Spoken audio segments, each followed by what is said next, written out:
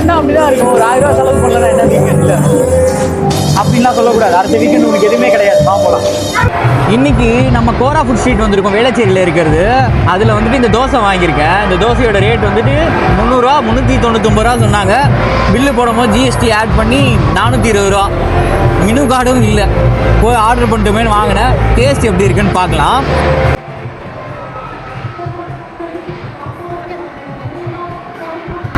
Taste நல்லா தான் இருக்குது.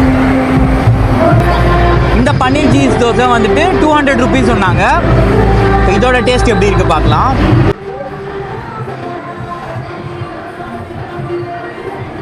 இதுவும் டேஸ்ட் நல்லா தான் இருக்குது. மட்டன் கறி தோசை ஃபுல்லாக சாப்பிட்டாச்சு. நெக்ஸ்ட் என்ன சாப்பிட்லாம்? எக்கு சாப்பிட போகிறோம். நாங்கள் போகலாம். எக் மசாலா எக் அத்தோ கடையில் இருக்கும்ல, அது போகலாமா? அண்ணா 4 மசாலா எக் சொல்லி நல்லா எடுத்துக்கிட்டா போட்டு தருவீங்களா?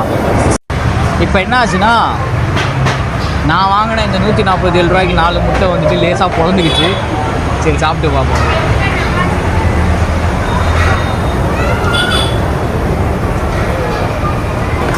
நல்லா தான் இருக்கு. கடைசியாக என்ன பண்ணலான்னு முடிவு பண்ணியிருக்கோம்னா, பபிள் டீ வாங்கலான்னு வந்திருக்கோம். பபிள் டீ டாப்பிங்ஸ் அது இதுன்னு சேர்த்து எப்படியும் ஒரு 400 ரூபாய்க்கு கொண்டு வந்துட்டாங்க பில்லு. டேஸ்ட் மட்டும் எப்படி இருக்குன்னு குடிச்சு பார்த்துட்டு சொல்றேன். கீழே பபிள்ஸ் தெரியுதா? இந்த ஷார்ப்பான எட்ஜை வந்துட்டு உள்ள சொருவி